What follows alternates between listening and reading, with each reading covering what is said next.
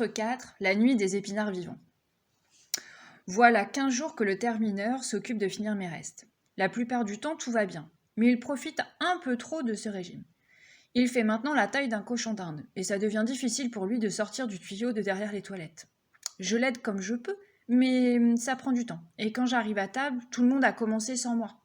Impossible de le cacher sous ma serviette. Je dois le dissimuler sous un t-shirt trop large pour moi, et ça n'est pas très agréable de le sentir collé sur mon ventre.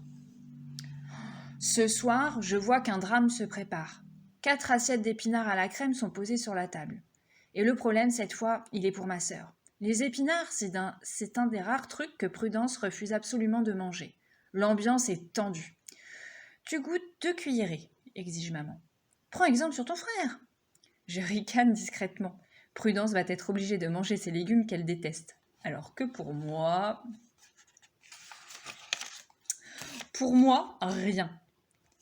À peine servis, les épinards ont déjà disparu de mon assiette. Le termineur a été vraiment rapide cette fois. Je suis horriblement déçue, car moi, j'adore les épinards.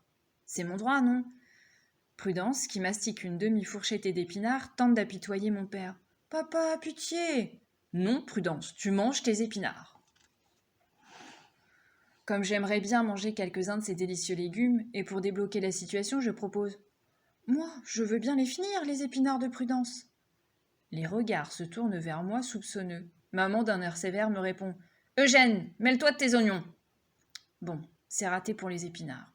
Ce soir, pour tout repas, j'avale un yaourt et je file dans ma chambre, le crapaud sous mon t-shirt. La porte à peine refermée, le termineur saute par terre avec un splotch répugnant. Il me lance avec un air content, lui. « Ah, je t'ai encore sauvé la vie ce soir. Merci qui ? » ?»« Merci, rien du tout. Je suis mort de faim. Et vous... Enfin, c'est ta faute. Mais les épinards... » Furieux, je pointe le doigt vers le crapaud. « Les épinards, justement. Retiens une chose, j'adore les épinards. Moi, je sais bien que les enfants sont supposés les détester. Eh bien, je suis peut-être un monstre, mais pour moi, les épinards à la crème, c'est un délice. Alors, de quel droit les as-tu dévorés sans attendre mon signal ? J'ai cru, bafouille le crapaud, je pensais... Tu dois manger ce que je n'aime pas me voler mon dîner. La vérité, c'est que tu es un glouton, un pique-assiette. Et à force de me voler mes repas, tu deviens énorme. Tu vas finir par te faire remarquer. Le termineur s'éclipse sans dire un mot, tandis que j'agite mon paquet de biscuits vides dans l'espoir d'y trouver quelques miettes. Mon ventre affolé gargouille affreusement. Chapitre 5. Ratatouille de légumes rares. Ça ne peut plus durer. Je me rends compte de mon erreur, maintenant. Les premières semaines, je trouvais ça génial, cette combine avec le termineur. Je ne me suis pas aperçue du piège que je creusais moi-même. Depuis que je finis tous les plats, la situation à la maison est devenue abominable. Les parents cuisinent de tout. En un mois, on a eu des pâtes que 2 fois. Et encore, une fois, c'était avec une sauce au moule. Maman a même rangé la friteuse en expliquant « Les frites, on en a vraiment assez. » J'ai toujours faim. Tout mon argent de poche passe en achat de cookies. J'ai essayé tous les parfums. Chocolat, chocolat noisette, chocolat blanc, chocolat noir, pépites de chocolat. Mais je n'en peux plus. Je crois que je commence à détester le chocolat. Quel cruel destin. Le termineur, lui, est devenu énorme. Pour le faire sortir de son tuyau, je dois le tirer à 2 mains. Il me dégoûte. Et depuis l'affaire des épinards, il boude et ne dit plus un mot.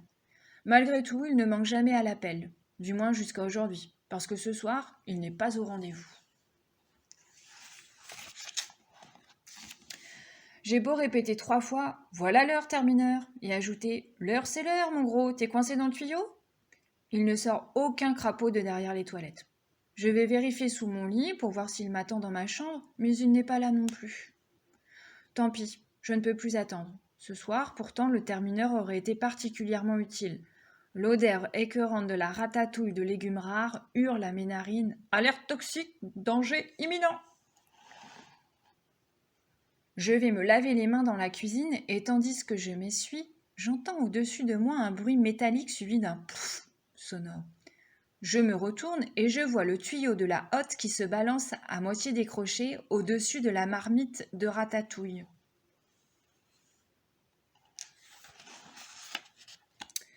J'ai peur de comprendre.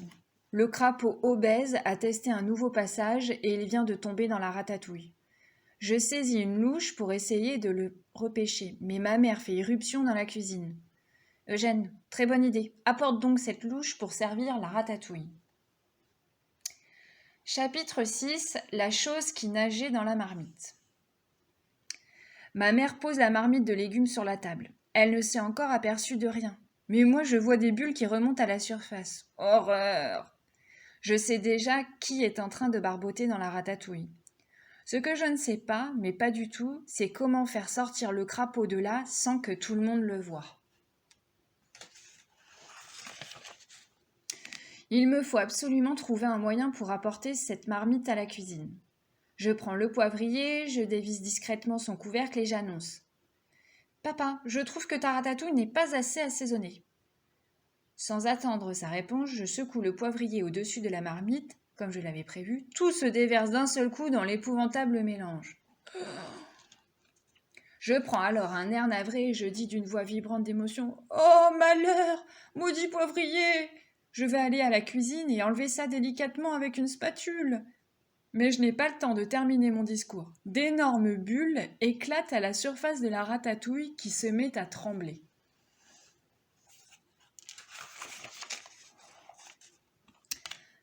Intrigués, Prudence et les parents se penchent au-dessus de la marmite pour comprendre cet étrange phénomène. C'est l'excès de poivre qui fait réagir les aubergines, suppose maman. Ou alors c'est le mélange, courgettes bio, tomates d'antan, qui provoque une réaction chimique, hasarde papa. Non, glapit Prudence, il y a quelque chose qui nage dedans. À ce moment exact, la bête jaillit hors de la marmite, projetant des bouts de légumes dans tous les sens. Le crapaud couvert de poivre éternue violemment. Il rebondit 3 fois sur la table, aveuglé par le jus de tomate violette qui lui dégouline sur les yeux. Puis, il saute à nouveau, dans une tentative de fuite. Le bond est spectaculaire, mais malheureusement il se termine au pire endroit possible, sur la tête de ma sœur.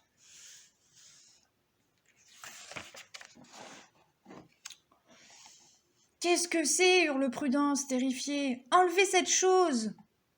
Ne bouge pas, dit maman, qui a saisi la louche et la tient comme une épée laser. Mais elle n'a pas le temps d'abattre son arme sur le termineur. Le crapaud, après un dernier et prodigieux éternuement, file enfin par la fenêtre. Il saute dans la cour, passe sous le grillage et se jette dans une bouche d'égout, laissant derrière lui une trace de jus de ratatouille. Un crapaud bafouille papa. C'était un crapaud de la taille d'un chat. Il devait être caché dans le cajot de légumes rares. Quelle horreur, répond maman. Je n'oublierai jamais cette vision. Moi non plus, gémit Prudence. Ses pattes sur mon crâne, son odeur de légumes. Je ne pourrai plus avaler d'aubergines sans y penser, ajoute papa. Ni de courgettes, ni d'oignons. Finalement, ce soir-là, nous avons mangé des pâtes. Le lendemain aussi et le jour d'après, de la purée avec des saucisses. Je n'ai pas revu le termineur. Oh, je ne me fais pas trop de soucis pour lui. Je suis sûre qu'il a trouvé un nouveau travail. Les enfants victimes de mauvais traitements alimentaires sont nombreux dans le quartier. Le crapaud ne me manque pas. Il commençait à rendre ma vie bien compliquée. Et surtout, même si c'était involontaire, sa dernière apparition a guéri ma famille de sa passion pour les légumes. Cette semaine, on a mangé 3 fois des frites et depuis le départ du termineur, je n'ai pas dû avaler un seul légume vert, jaune ou rouge. Enfin, je me demande si je ne vais pas me faire cuire des épinards en cachette. Fin. Et voilà, l'histoire est terminée. J'espère qu'elle vous a plu et à bientôt pour une nouvelle histoire.